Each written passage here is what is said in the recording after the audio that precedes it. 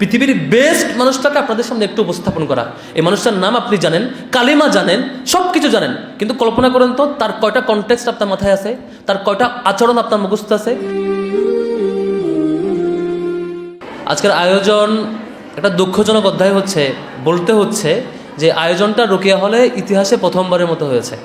মানে বাংলাদেশের মতো দেশ, যে দেশে আমরা সবাই রাসূল সাল্লাল্লাহু আলাইহি ওয়াসাল্লামকে ভালোবাসি, অনুসরণ করি, জীবনের চাইতে বেশি ভালোবাসি, সেই মানুষটার জীবন নিয়ে আলোচনা প্রথমবারের মতো হয়েছে। এটা গর্বের না, এটা লজ্জার, যে এতদিন হয় নাই কেন।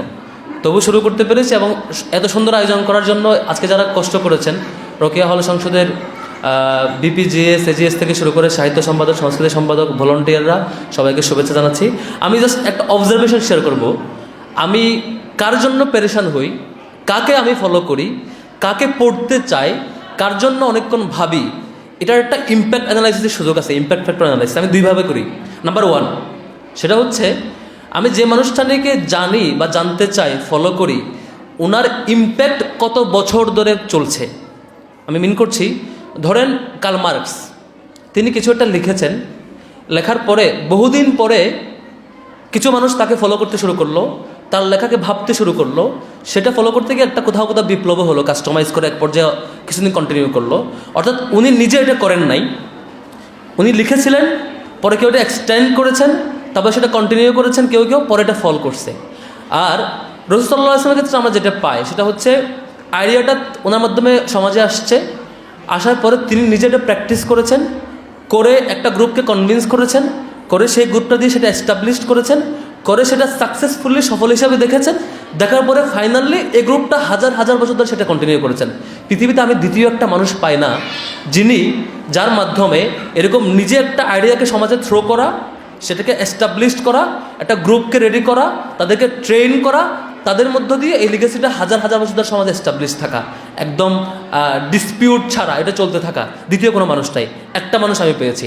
আবার যদি অন্যভাবে বিচার করি, যে সমাজে চেঞ্জ ফ্যাক্টর হয়ে থাকা মানুষগুলোর মধ্যে কে কতটা ক্যাটাগরি কভার করেছেন, আমি যদি বলি, আপনি যদি শেখ মুজিবুর রহমানের নাম বলেন, জিয়াউর রহমানের নাম বলেন, কার্ল মার্কসের নাম বলেন, বা আরও বিভিন্ন ব্যক্তির নাম বলেন, আমার দেশে যাদেরকে চিনি, আপনি দেখবেন তাকে কোয়েশ্চেন করবেন যে এই মানুষটা কয়টা ক্যাটাগরিতে ইনফ্লুয়েন্স করেছে। আপনি বলবেন যে অমুক ব্যক্তি শুধুমাত্র আর্থিক ক্ষেত্রে, অর্থনৈতিক জায়গায় চেঞ্জ করেছে। আবার বলবেন যে অমুক ব্যক্তি চেঞ্জ করেছে পলিটিক্যাল জায়গায়, তমুক ব্যক্তি তমুক জায়গায়। আবার এইটাও আবার দীর্ঘদিন টার্ন, মানে এটা হয় নাই, পরে চেঞ্জ হয়ে গেছে। ধরেন বাংলাদেশের একটা পলিটিক্যাল ফিগারের নাম বলে জিয়াউর রহমান, তার নাম বলবেন, আপনি বলবেন তিনি কোথায় চেঞ্জ করেছেন, বলবেন এই 4-5টা ফিল্ডে চেঞ্জ করেছেন, কয়টা রিজিয়ন ধরে, কয়টা কমিউনিটি ধরে, এই গ্রুপ ধরে, পরে গিয়ে একটা গ্যাপ তৈরি হয়েছে। আপনি রাসূল সাল্লাল্লাহু আলাইহি ওয়াসাল্লামকে একমাত্র ব্যক্তি পাবেন যিনি একসাথে সমাজের কালচারাল জায়গায়, পলিটিক্যাল জায়গায়, সোশ্যাল জায়গায়, ইকোনমিক জায়গায়, ইন্টারন্যাশনাল অ্যাফেয়ার্স, স্পিরিচুয়াল এবং সামগ্রিক প্রত্যেকটা পার্ট তিনি কভার করেছেন। প্রত্যেকটা জায়গায় পলিসি সাজেস্ট করেছেন, সাজেস্টেড পলিসি ইমপ্লিমেন্ট করেছেন, ইমপ্লিমেন্ট করা জিনিস কন্টিনিউ করেছেন পরের লোকজনের জন্য। দ্বিতীয় আর কোনো ব্যক্তি নাই। আবার অন্যভাবে ভাবি, যে মানুষটা জন্মেছেন পিতা ছাড়া, বাবা মারা গেছে জন্মের আগেই, তারপর মা মারা গেছে, তারপর চাচা দাদা সবাই মারা গেছে, তার মানে খোঁজ নেওয়ার জন্য কেউ নাই। আবার সেই মানুষটা যখন 40 বছর বয়সে মানুষকে দাওয়াত দিল, তখন দেখা গেল যে সেই সময়টাতে তিনি টর্চারের শিকার হইলেন।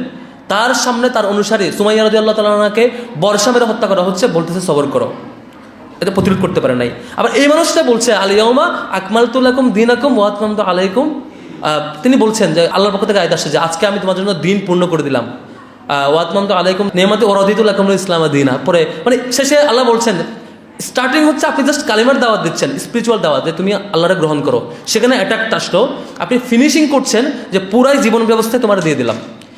এখন কথা হইল, আমি ব্যক্তি হিসাবে, ব্যক্তি মুসলমান হিসাবে আমি সারাদিন অনেক পড়াশোনা করি, অনেক মিউজিক দেখি, গান দেখি, কন্টেন্ট শুনি, লেকচার শুনি, বই পড়ি, চিন্তা করি, অনেক কিছু করি, তাহলে তার কত পার্সেন্ট সবচেয়ে সাকসেসফুল মানুষটা নিয়ে আমি ভাবি, তার স্ট্র্যাটেজি নিয়ে চিন্তা করি।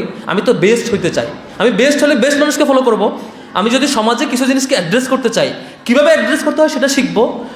তাহলে যে মানুষটা সবচাইতে পারফেক্টলি অ্যাড্রেস করেছেন, সবচাইতে ফাংশনিং ওয়েতে অ্যাড্রেস করেছেন, যার লিগেসি সবচাইতে বেশি সময় টিকেছে, তাকে কি আমি জানার চেষ্টা করেছি? আমি ফিল করি না যে আমি গত আমার 25 বছরের জীবনে আমি কি আদৌ কখনো টার্গেট করে সময় কাটিয়েছি তার লাইফটা জানবো। আপনি নিজে কল্পনা করেন আমি কয়টা রাসূল সাল্লাল্লাহু আলাইহি ওয়াসাল্লামের জীবনী পড়েছি, আমি এভাবে বলি যে রাসূল ইসলামের যে শুধুমাত্র ঘটনা জানে, ইন্ডিভিজুয়াল ঘটনা, শুধুমাত্র যুদ্ধের ঘটনা, কেস, ইন্ডিভিজুয়াল কেস, তিনি রাসূল সাল্লাল্লাহু আলাইহি ওয়াসাল্লামকে বুঝতে পারবেন না। বুঝতে হইলে তার স্ট্র্যাটেজি শিখতে হবে, কীভাবে মাল্টি ডাইমেনশনকে তিনি অ্যাড্রেস করেছেন, কীভাবে কমপ্লেক্সিটি ফেস করেছেন, কীভাবে সোসাইটি থেকে তিনি রিড করার চেষ্টা করেছেন এবং সেটা সলভ করেছেন। দুর্ভাগ্য হইল আমরা কালচারালি এমন যে একটা জায়গা ছিলাম, আমাদের হল পর্যায়ে সেগুলো আয়োজন হইতে পারে নাই। আজকে এই আয়োজনে আমি মোটেও হ্যাপি না, এই অর্থে যে এই আয়োজন যদি আমি শেষ করে ফেলেছি, আজকে শেষ, আমরা অনেক খুশি। আমরা হ্যাপি হব তখন যখন আজকে এখানে যে আপুরা আসছেন, সে আপুরা আমাদের জায়গা থেকে এই মানুষটারা জানার চেষ্টা করব, যে মানুষটারা আমরা মুহাম্মদ বলে ডাকি সাল্লাল্লাহু আলাইহি ওয়াসাল্লাম, এই মানুষটা আমরা জানার চেষ্টা করব। যে মানুষটা আমরা বলি তিনি সফল, আমরা বলি যে মানুষটা সবচাইতে কঠিন সময় ফেস করে এসে সমাজের সব কিছু চেঞ্জ করে দিয়ে নতুন সমাজকে দেখাইছেন, এই মানুষটাকে জানবার চেষ্টা করব, বুঝবার চেষ্টা করব তিনি কীভাবে রিড করেন। যদি আমরা চেষ্টা করি এখান থেকে বের হয়ে, যদি বুঝতে পারি, এখান থেকে বের হয়ে আমাদের আপুরা আগামী 1 বছরে সিলেক্টিভ 2টা বা 3টা সিরাতের গ্রন্থ পড়েছেন, স্ট্র্যাটেজি বোঝার চেষ্টা করেছেন। আপনি যদি ইয়াসির কাদির লেকচার পড়েন, ডক্টর ইয়াসির কাদির লেকচার শোনেন, আপনার পড়তেও হবে না। আপনি জার্নির ফাঁকে ফাঁকে ওনার মোর দেন 104টা বা 14টা লেকচার আছে সিরাত সিরিজের, একটা লেকচার ফাঁকে ফাঁকে শুনলে ওনার স্ট্র্যাটেজি বোঝা হয়ে যায়। ছোটোখাটো অনেক বই আছে যেগুলো পড়ার মতো।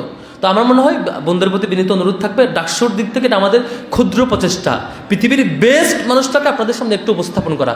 এই মানুষটার নাম আপনি জানেন, কালিমা জানেন, সব কিছু জানেন, কিন্তু কল্পনা করেন তো তার কয়টা কনটেক্সট আপনার মাথায় আছে, তার কয়টা আচরণ আপনার মুখস্থ আছে, তার কয়টা সোশ্যাল স্ট্র্যাটেজি আপনার মুখস্থ আছে, মানুষের সাইকোলজি রিড করার, মাল্টি ডাইমেনশনাল মানুষের প্রবলেমকে ডিল করার, সাইকোলজিকে অ্যাড্রেস করার কয়টা স্ট্র্যাটেজি আপনার মুখস্থ আছে?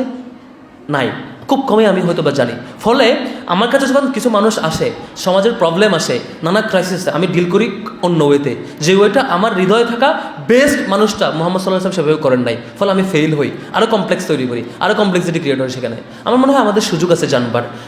ইভেন আমি বিশ্বাস করি পৃথিবীর যে কোনো ধর্মের মানুষের, যে কোনো বর্ণের মানুষের, যে কোনো মতের মানুষের মুহাম্মদ সাল্লাল্লাহু আলাইহি ওয়াসাল্লামের লাইফ থেকে শেখার সুযোগ আছে, জানবার সুযোগ আছে সমাজকে কীভাবে ডিল করতে হয়। তার মুসলিম হওয়ার দরকার নাই, নট নেসেসারি তিনি মুসলিম হইতে হবে, তিনি হিন্দু, তিনি বুদ্ধ, খ্রিস্টান, তিনি একবার জানুক মানুষটা কীভাবে সমাজকে ডিল করছেন, সমাজকে লিড দিচ্ছেন কীভাবে মানুষকে ডিল করছেন। এটা জানলেই ওই মানুষ হয়ে উঠতে পারবেন খুব পারফেক্টলি, সাকসেসফুলি।